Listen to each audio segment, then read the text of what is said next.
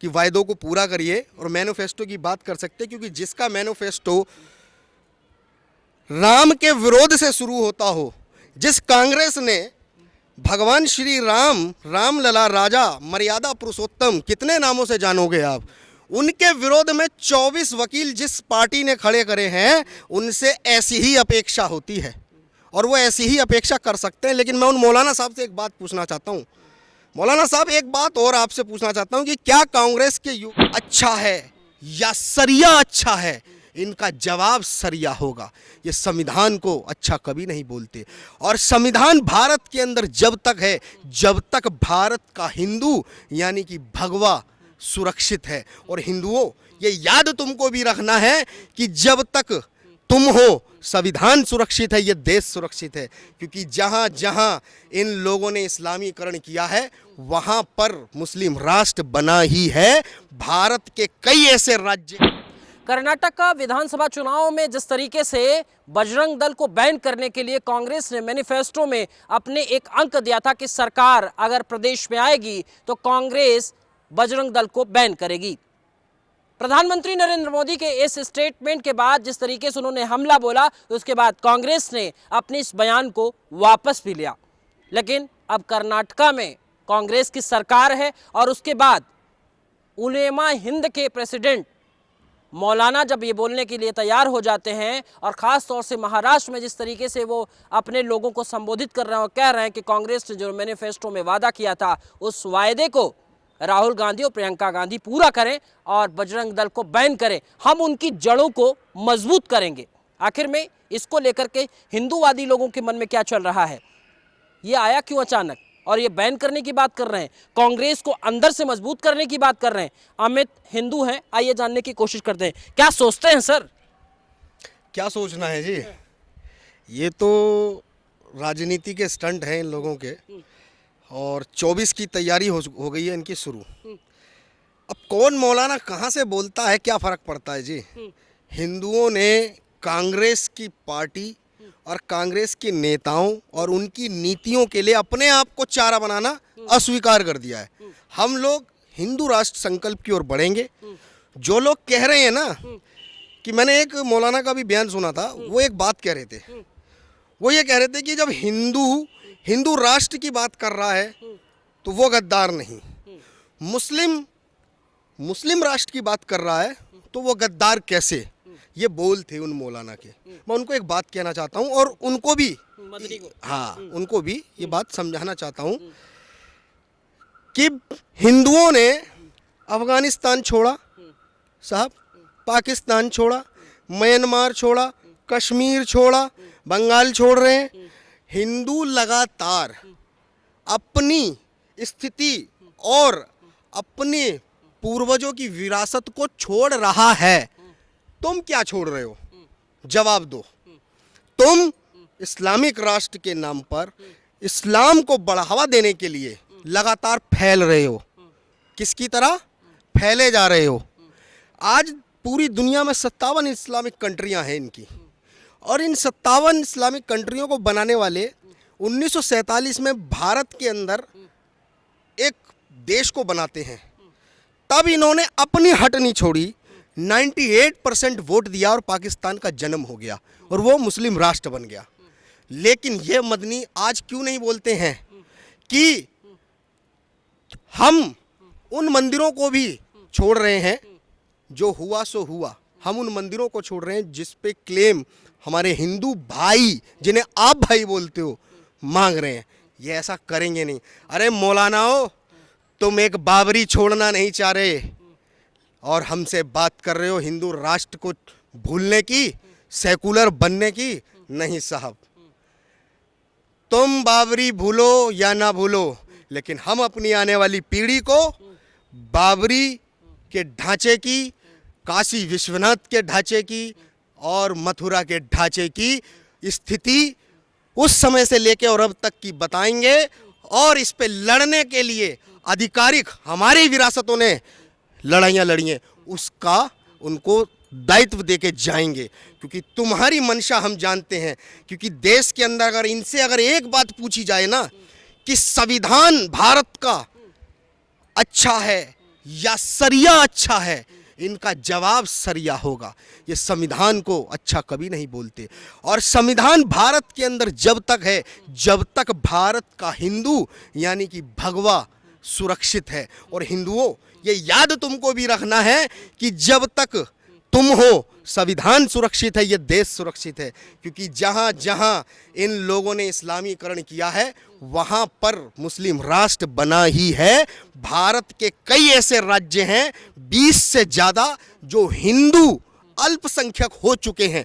क्या मदनी और उस जैसे जितने मौलाना जाहिल जो अपने छोटे भाई का ऊंचा पजामा पहनकर जो ज्ञान बरसाते हैं, जवाब दे सकते हैं?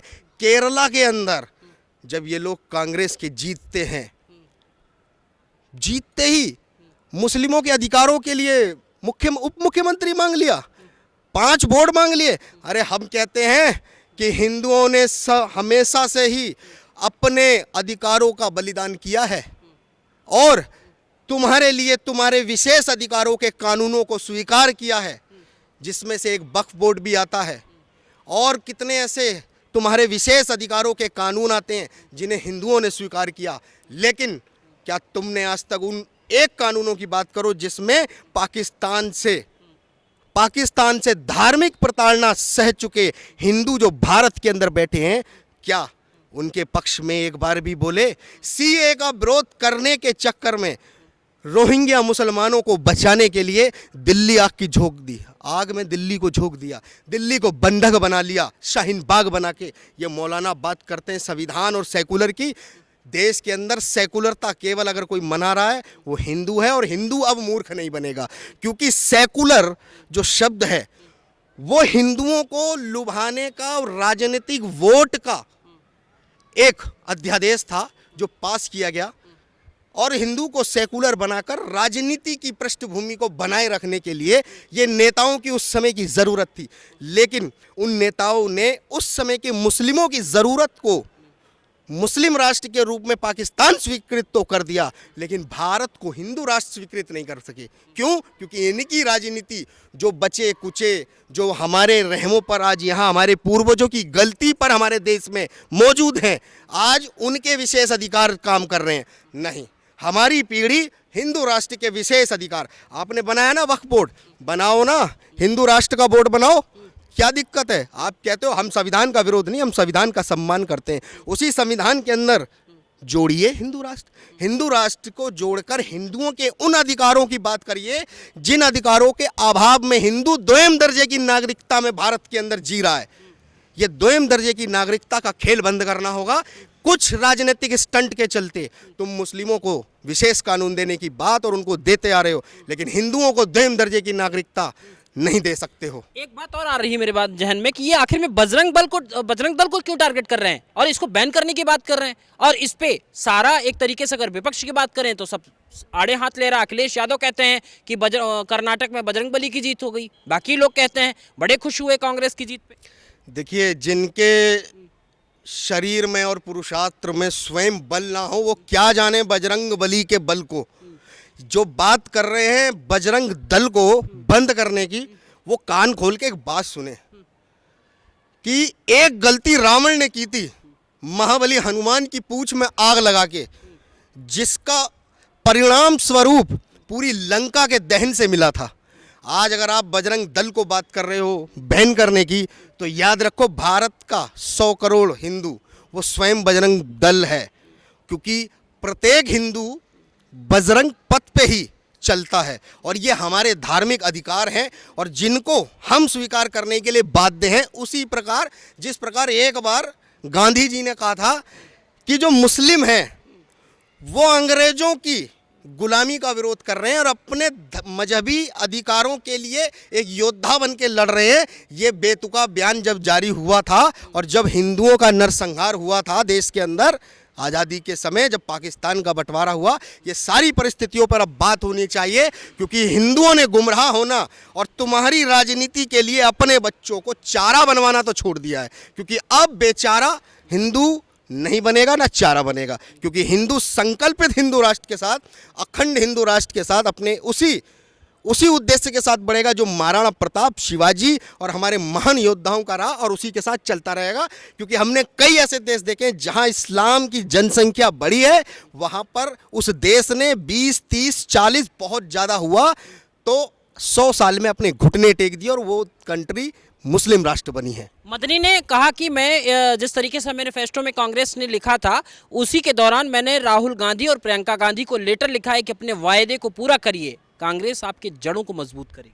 देखिए, वो कह सकते हैं कि वायदों को पूरा करिए और मैनिफेस्टो की बात कर सकते हैं, क्योंकि जिसका मैनिफेस्टो राम के विरोध से शुरू होता हो, जिस कांग्रेस ने भगवान श्री राम, रामलला, राजा, मर्यादा पुरुषोत्तम, कितने नामों से जानोगे आप, उनके विरोध में 24 वकील जिस पार्टी ने खड़े करे हैं, उनसे ऐसी ही अपेक्षा होती है और वो ऐसी ही अपेक्षा कर सकते हैं। लेकिन मैं उन मौलाना साहब से एक बात पूछना चाहता हूँ, मौलाना साहब एक बात और आपसे पूछना चाहता हूँ कि क्या कांग्रेस के युवराज और जो आपकी पार्टी के जो बंटाधार करने वाले, क्या वो एक जवाब दे सकते हैं कि पूरी दुनिया के अंदर इस्लाम और इस्लाम की कुरान की किताबें जितनी भी हैं वो 6 प्रकार की हैं?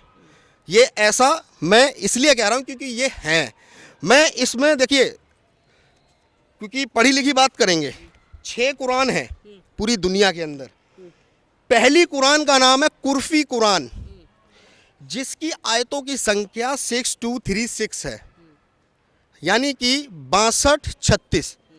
दूसरी कुरान बशरी कुरान, जिसकी आयतों की संख्या है 6216, यानी कि 6216।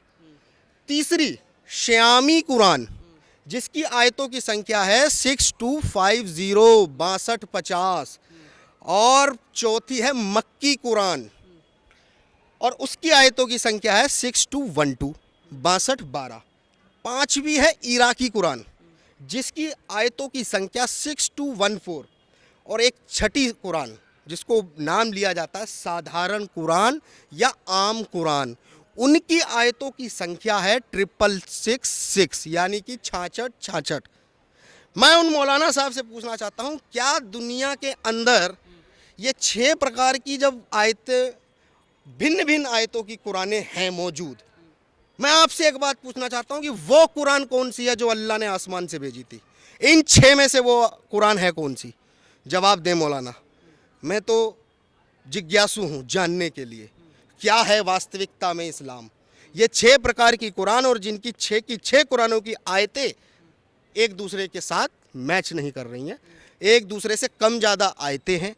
क्यों ना मैं समझूं कि अल्लाह 6 प्रकार के हैं? फिर जब 6 प्रकार की कुरान और 6 प्रकार की कुरान को मानने वाले कहे जाएं मुस्लिम, तो मैं क्यों ना मानूं आपके अल्लाह 6 प्रकार के हैं। और बात करते हो बजरंग दल को बैन करने की, पहले खोज के लाओ इन 6 कुरान के कौन है असली हकदार और वो कौन सी है एक पहली कुरान जो ऊपर से आई थी।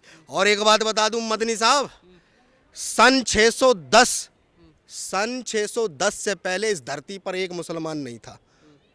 सन 610 से पहले इस धरती पर एक मुसलमान नहीं था और पहला मुसलमान अबू बकर सन 610 में बना। जवाब दो। और उनको पालने वाले उनके चाचा उनको बताते थे कि आप ढोंगे हैं, आप ढोंग कर रहे हैं। ये उनके चाचा जिन्हें ये काफिर कहते थे। ये सारी बातें हैं, कभी शास्त्रार्थ करना हमारे पास है और जब चाहे तब मंच पे बुलाना, दिल पे नहीं प्रश्नों का जवाब देना, क्योंकि अब कलम और तलवार साथ में एक साथ नहीं चलेगी। फिर तलवार का जवाब तलवार और कलम का जवाब कलम होगा। लिखा तुम्हारा है, जवाब तुम्हें देना है। बहुत बहुत धन्यवाद। जय श्री राम। कुल मिलाकर के ऐसे ही अलग अलग मुद्दे पे लोगों की राय जानने का जो प्रक्रिया है, जनता दरबार है, वो लगातार लगता रहेगा और भी लोगों से अलग अलग मुद्दे पे बात करेंगे। बहरहाल आज के लिए दीजिए इजाज़त। नमस्कार।